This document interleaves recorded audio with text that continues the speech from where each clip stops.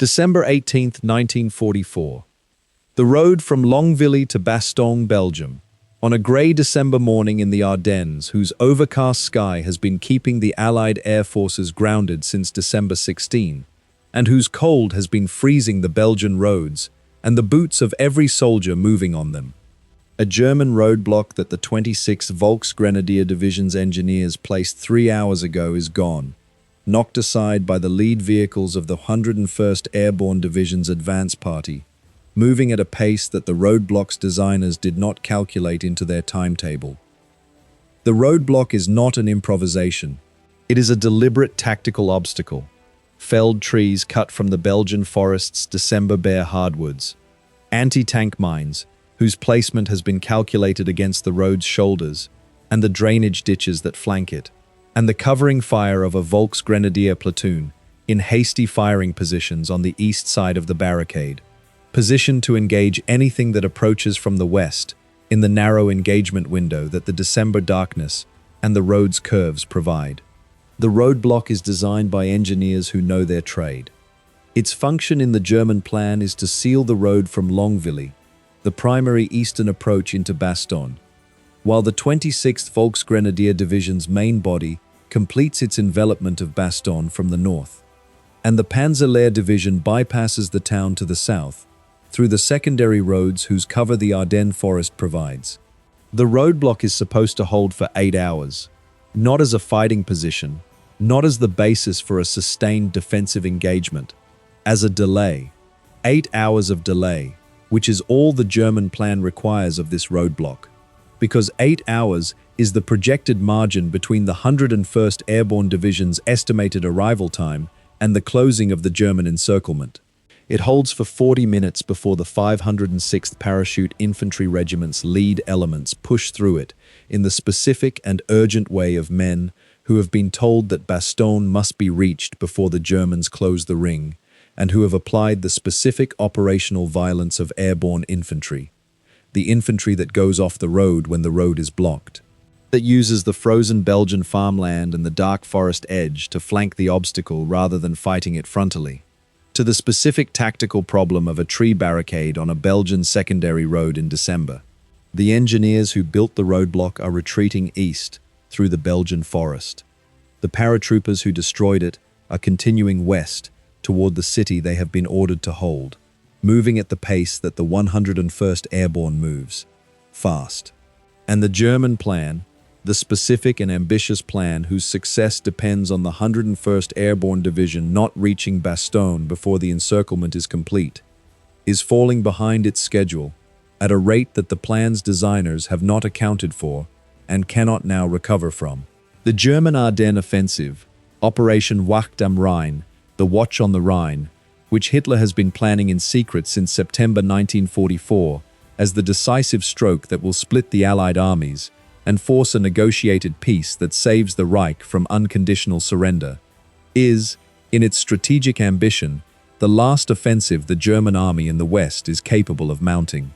3 armies, 25 divisions, approximately 200,000 men are attacking through the Ardennes forest in the pre-dawn darkness of December 16, in the expectation that the surprise, the weather that has been grounding Allied air power, and the specific geography of the Ardennes road network will produce the operational breakthrough that the Meuse River crossing and the capture of Antwerp require.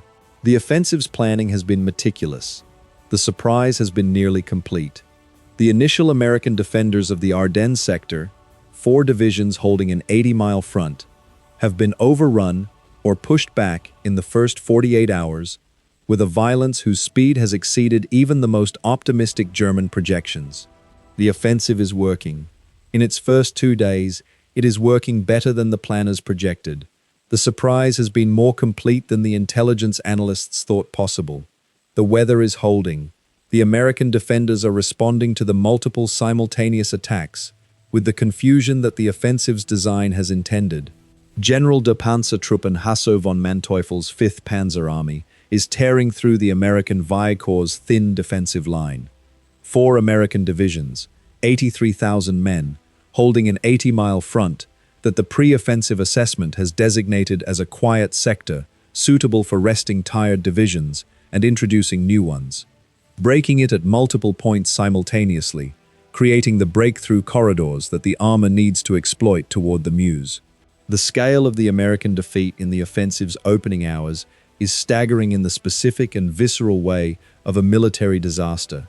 Entire battalions overrun in positions they have been holding for weeks, regiments whose flanks have been turned by the German advance, and who cannot determine from the radio transmissions reaching their headquarters whether they are surrounded or merely out of contact. The American command picture in the Ardennes degraded to the level of incomplete and conflicting reports that make coherent response impossible at every level, from division headquarters down to the company commander, trying to understand why the neighboring platoon has stopped answering its radio. And then Bastogne becomes the problem. Bastogne is a road hub. 7 paved roads converge on it from every direction. In the Ardennes Forest's limited road network, Bastogne is the point through which movement of any significant military force to and from the German breakthrough's western face must pass. The German planning has recognized this.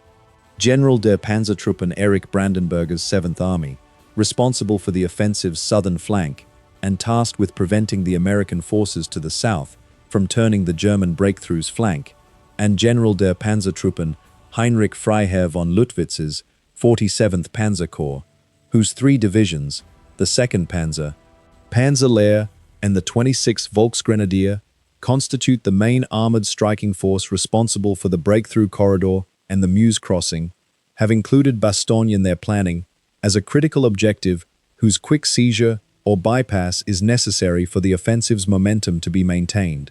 Luttwitz has been specifically briefed that Bastogne must either fall or be isolated within 48 hours of the offensive's beginning. 48 hours that allow the armor to bypass and the infantry to encircle before the Allied reserves can be committed in the quantities that a major defended position requires. The plan for Bastogne is not a plan for a prolonged siege. It is a plan for a rapid bypass. Panzerlehr to the south, the 2nd Panzer Division to the north, and the 26th Volksgrenadier Division to reduce the town itself, while the armor moves west toward the Meuse. The roadblocks on the roads into Bastogne, on the Longvilli road from the east, on the Nefa road from the northeast, on the Wiltz road from the southeast, and on the Marshy road from the northwest, are the tactical mechanism whose function is to hold the town in the bypass window. They are designed to prevent American reinforcements from reaching the town, while the armor moves through on the bypass routes, and the infantry brings up the heavy weapons and the communication systems that the encirclement perimeter requires. The roadblocks need to hold long enough. They need to hold until the 101st Airborne Division, whose movement from Reims to Bastogne has been underway since the evening of December 17, when Eisenhower authorized the division's commitment at the meeting at Verdun, arrives too late to matter, too late to establish a defensive perimeter before the German encirclement closes. And they need to hold until the German infantry and armor can establish the containment perimeter that will make the town's defense irrelevant, because a town that is encircled and cannot be supplied or reinforced can be reduced at the attacker's leisure. The roadblocks fail. The 101st arrives at 21:30 on December 18 in its lead elements and continues arriving through December 19. And the German plan for Bastogne enters the category of plans that looked viable in the planning room until the opposition's response on the ground converted viability into catastrophe at a pace that the roadblocks outside Bastogne were supposed to prevent and could not. The 101st Airborne Division in December 1944 is a formation that has been through Normandy and Operation Market Garden and 2 months of the Holland Campaign, and whose specific and documented combat culture has been built from those experiences into something that the German planners' assessment of an American Airborne Division, its strength, its mobility, its resilience, its specific and fierce unwillingness to cede ground that its commanders have decided to hold, has not fully captured. Major General Maxwell Taylor, the 101st Commanding General, is in Washington for meetings at the Pentagon at the time of the Ardennes offensive, a coincidence of timing whose consequence is that the 101st Airborne Division that goes to Bastogne goes without its commanding general. a circumstance that in any theoretical military planning assessment would be identified as a degradation of the division's command capability. The division that reaches Bastogne will be commanded by Brigadier General Anthony McAuliffe, the artillery commander who has been left in command of the division during Taylor's absence, and who has been running the 101st's daily operations with the specific competence of a senior officer who understands his division and whose artillery background has given him a precise and practical understanding of the fire support that the Bastogne defense will require. McAuliffe will become, in the week of the Bastogne siege, one of the most famous single-word communicators in American military history. On December 18th, he is still the officer responsible for getting his division to Bastogne and into position before the Germans close the ring. McAuliffe's division is moving to Bastogne on December 18th in a road march whose conditions, in open trucks, in the December cold, without the weapons and the ammunition and the winter equipment that the soldiers who left Reims in a hurry have not been able to fully collect, would in any theoretical planning exercise be assessed as inadequate preparation for the immediate defensive engagement that Bastogne requires. The theoretical planning exercise has not accounted for the 101st Airborne. The soldiers riding in those open trucks in the December cold are not theoretical planning constructs. They are the paratroopers who jumped into Normandy on June 6 and spent the first week of the invasion fighting through the Bocage's hedgerows in the cold summer rain, who held Carentan against the SS Panzer Division's counterattack, in the fighting that would become the template for the 101st's specific defensive philosophy: establish the perimeter, hold the ground, supply the defenders, wait for relief. They are the soldiers who drove through the Market Garden corridor in September 1944 in the fighting that held the road open for the British Second Army's attempt to reach Arnhem, who spent October in the Netherlands in the island operations, whose character was the sustained grinding of airborne soldiers performing infantry work in terrain, whose fields are below sea level, and whose exposure to the autumn cold has been building the specific physical endurance that December in the Ardennes will require. They are cold on the trucks. They are tired with the specific and accumulated fatigue of men who have been in combat almost continuously since June. They are moving toward the sound of an offensive whose size they do not yet fully understand, because the information reaching McAuliffe's headquarters, in the trucks rolling north from Reims, is the fragmentary and sometimes contradictory picture of the early battle whose shape the American command has not yet assembled into a coherent picture. And they are going to hold Bastogne. The German roadblocks on the roads ahead of them are about to discover this. The question that the German roadblocks on the roads into town are designed to make unanswerable in the 101st's favor is whether they can get there first. December 18, 1944. The Longvilli Road, 0730 hours. The 501st Parachute Infantry Regiment's 1st Battalion, moving east from Bastogne to establish a blocking position at Longvilli, encounters the 1st German armored elements of the 26th Volksgrenadier Division's advance guard east of the town.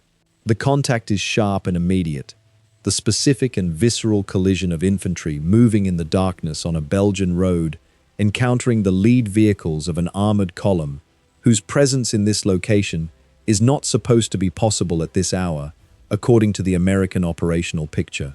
The picture has been receiving and processing reports of the German offensive since December 17th, but has not yet assembled those reports into an accurate picture of the German forces' speed and depth, which means the 501st's 1st Battalion is moving east, expecting to encounter stragglers and bypass German elements, and is encountering instead the 26th Volksgrenadier Division's armored advance guard in organized movement.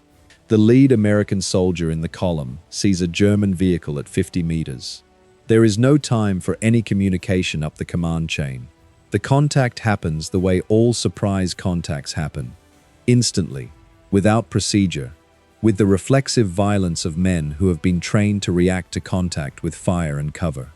The 1st Battalion's lead company goes to ground along the road's frozen shoulders, rifles and BARs and bazookas seeking the targets that the darkness and the advancing German vehicles are simultaneously presenting and concealing.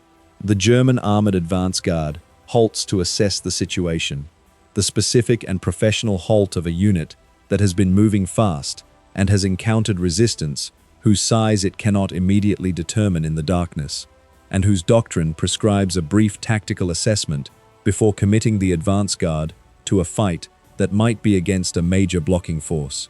In those minutes, the minutes of the German advance guard's assessment, while the German commander is asking his lead vehicle commanders what they can see and getting incomplete answers, the rest of the 501st's 1st Battalion is moving off the road and into the frozen Belgian farmland on both sides, positioning itself in the shallow depression and the bare hedgerow stump lines that the terrain's frozen December ground provides for the men who have entrenching tools and 30 minutes of hard work.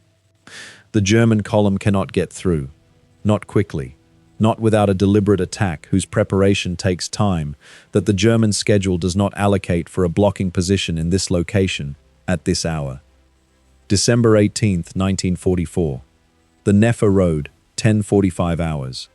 A detachment from Team Cherry, one element of Combat Command B of the 10th Armored Division, which General Middleton has deployed in 3 team-sized task forces on the 3 primary approach roads into Bastogne, from the east and south, a commitment whose boldness reflects the Corps commander's understanding that every hour the approach roads can be delayed is an hour that the 101st Airborne can use to arrive and establish the perimeter, is engaging elements of Panzer Lehr's reconnaissance battalion at Nefa, 3 miles east of Bastogne, on the road that Panzer Lehr's planning has designated as its route to the town's center. Team Cherry's 73 vehicles and approximately 600 men are not a force whose size warrants confidence, in any absolute defensive sense, against the Panzer Lehr Division's reconnaissance battalion, with its armored cars and self-propelled guns, and its mission to identify and exploit the routes into Bastogne before the American defenders can close them.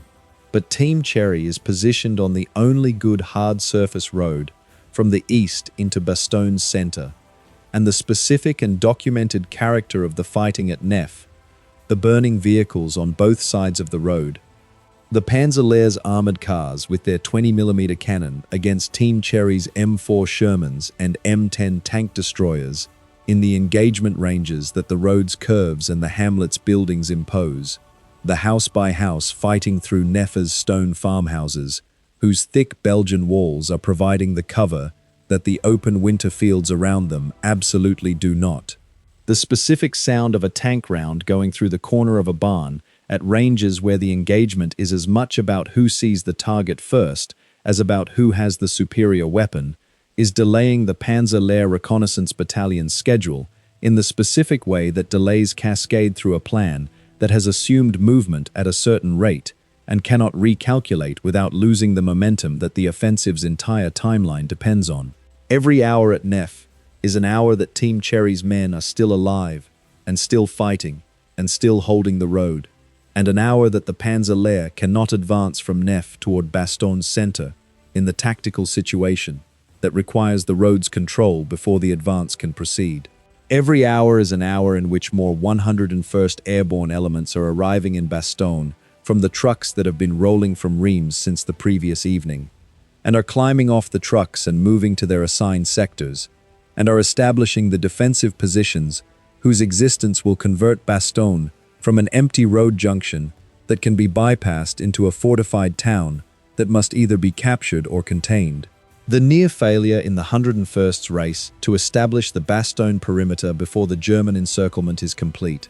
The moment when the German roadblock strategy comes closest to succeeding, when the window whose closing the roadblocks were supposed to prevent comes closest to closing anyway, arrives on the night of December 18 through 19, when the 506th Parachute Infantry Regiment's 2nd Battalion, commanded by Lieutenant Colonel Robert Harwick, and moving north on the Neuville Road to establish the blocking position that will anchor the perimeter's northern sector, encounters the advance guard of the 2nd Panzer Division's Reconnaissance Battalion at a road junction outside Bourcy and is stopped. Stopped, not routed, not destroyed, but stopped in the specific and critical sense that the road junction cannot be passed by the 2nd Battalion, with the weapons available and the 2nd Panzer's reconnaissance cannot push through the 2nd Battalion with the force committed. The two forces are fixed, 4 miles north of Bastogne, in a roadblock situation that has become symmetrical. Neither side can move past the other, and neither side has the immediate reserve to force the resolution. For 3 hours on the night of December 18th, the road north of Bastogne is contested in this specific equilibrium. And for those 3 hours, the 2nd Panzer Division's reconnaissance has the possibility of bypassing the contact and reaching Bastogne's northern approaches before the 506th can establish its blocking position. The 3 hours resolve not because the 2nd Panzer's reconnaissance finds the bypass, but because the 506th's 3rd Battalion, coming up on the 2nd Battalion's left flank, extends the blocking position far enough north to cover the bypass route. The encirclement's northern approach is closed at Bulge by the blocking position that the 506th's 2 battalions have established through the night's fighting. The 2nd Panzer Division's reconnaissance battalion is fixed north of Bulge in the specific and costly situation of a unit that cannot advance past the blocking position, cannot withdraw without the division commander's authorization, and cannot achieve the reconnaissance mission it has been assigned to perform. Which means the 2nd Panzer's division headquarters is making its Bastogne bypass planning from incomplete information about the routes available. And Bastogne's perimeter, still being built, still incomplete, still dependent on men who have been riding in open trucks for 18 hours, reaching their assigned positions in time to hold them against the German probes that are arriving at every sector simultaneously, holds its shape through the night of December 18 through 19. By December 19, the 101st Airborne Division has established the Bastogne perimeter in the specific sense that the perimeter exists as a continuous defensive line rather than as a series of unconnected blocking positions that German forces can bypass between.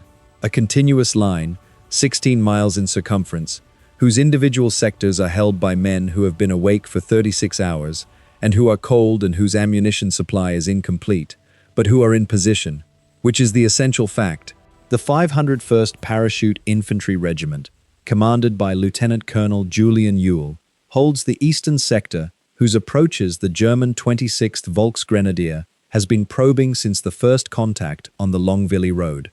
The 502nd Parachute Infantry Regiment holds the northwest sector, its positions anchored on the high ground north of Bastogne that commands the approach routes the 2nd Panzer Division has been using for its bypass movement.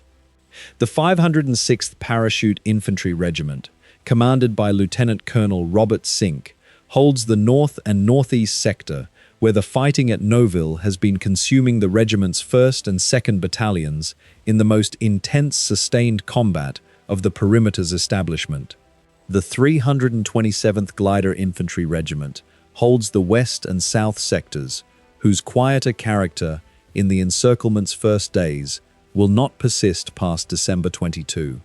The perimeter's positions are supplemented by the surviving elements of Team Cherry, Team Desabry, Lieutenant Colonel Henry Desabry's team at Neuville, whose fighting there has been the most viscerally costly of the approach battles, and Team O'Hara from the 10th Armored Division's Combat Command B, whose fighting on the roads into Bastogne in the 36 hours between the German offensive's arrival at the Bastogne sector and the 101st's completion of the perimeter has provided the critical delay that the German roadblock strategy failed to provide. The German roadblocks outside Bastogne, placed to delay American entry, have been replaced by American roadblocks inside the Bastogne perimeter, placed to prevent German entry. The tactical geography has inverted in the specific and complete way that successful defensive actions invert the attacking force's plan. The roadblocks that were supposed to keep the 101st out of Bastogne are gone, and in their place is the 101st's defensive perimeter, whose function is to keep the 26th Volksgrenadier and the Panzer Lehr and the 2nd Panzer out of Bastogne. The plan that was supposed to deny Bastogne to the 101st Airborne has instead delivered the 101st Airborne into Bastogne's center in time to deny Bastogne to the plan. The roadblock has been answered with a roadblock. The encirclement has been answered with a perimeter.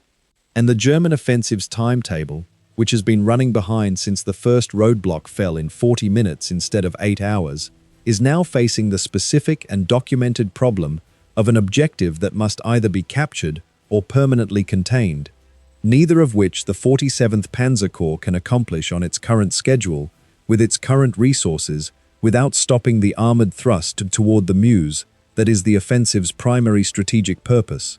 The legacy of why German roadblocks outside Bastogne fell faster than any defense plan accounted for is the legacy of three compounding failures that the German planning for the Bastogne operation could have identified individually. Each one is visible in the historical record as a known variable whose specific value the planning has estimated incorrectly, but whose combined effect the planning did not project as the determinative variable it became. The combination is more than the sum of the parts.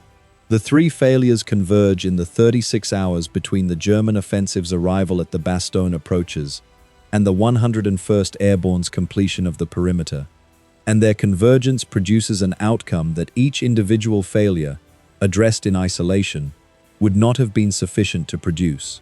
The first failure is the American movement rate.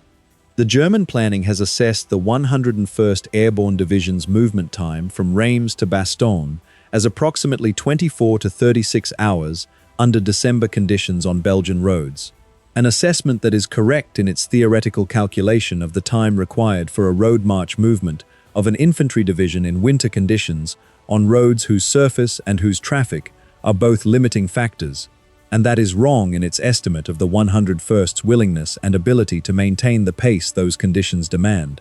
The soldiers of the 101st are riding in open trucks in temperatures that are below freezing, without the winter equipment and the extra ammunition that the hurried departure from Reims has not provided time to issue, on roads that are simultaneously being used by retreating American units, whose direction of movement is opposite to the 101st's, and whose vehicles are creating the traffic obstacles that any movement planner would calculate as requiring time to clear. The 101st has made the movement in approximately 18 hours, not because the conditions are easy, because the 101st Airborne Division has been trained to push through conditions that a planning template's theoretical estimate does not project as possible at this pace. 18 hours instead of 24 to 36. The planning's 6 to 18 hour underestimate of the 101st movement rate is the gap that closes the window the roadblocks are supposed to hold open. The second failure is the roadblocks' combat effectiveness against the specific force they are supposed to stop. The 26 Volksgrenadier Division's engineers have placed the roadblocks with the technical competence of professionals who know how to build a field obstacle. The felled trees cut at the right angle to maximize the road's blockage. The mines placed in the positions that a vehicle attempting to push the trees aside would drive through. The covered positions for the platoon whose fire is supposed to make the obstacle effective, rather than merely inconvenient. What they have not fully accounted for is the 101st Airborne's specific and documented relationship to field obstacles of this kind. Airborne infantry is not road-bound infantry in the sense that a standard infantry division, dependent on its vehicles, its supply trucks, its artillery, its rear area structure, is road-bound. Airborne infantry is infantry that has been trained to operate without the road, that has been dropped in fields and in forests and in the middle of the night, in locations that require the soldiers to navigate without roads and without vehicles to their objectives. It is infantry that has been trained to navigate off-road, to bypass, to find the route that the obstacles designer has not anticipated, because the obstacles designer has been thinking about the road rather than about the frozen Belgian farmland adjacent to the road. The roadblocks are designed to stop vehicles on the road. The paratroopers go through the woods. The third failure is the speed and the ferocity of the 10th Armored Division's Combat Command B teams. Team Cherry, under Lieutenant Colonel Henry Cherry. Team Desaubry, under Lieutenant Colonel Henry Desaubry. Team O'Hara, under Lieutenant Colonel James O'Hara, whose commitment to the forward positions on the roads into Bastogne has produced the specific and documented delaying action that the German timetable has not projected as the resistance it will encounter. The 10th Armoured's teams are not a planned commitment to the Bastogne defense, in the sense of having been allocated to the 101st's defensive operation by any pre-existing plan.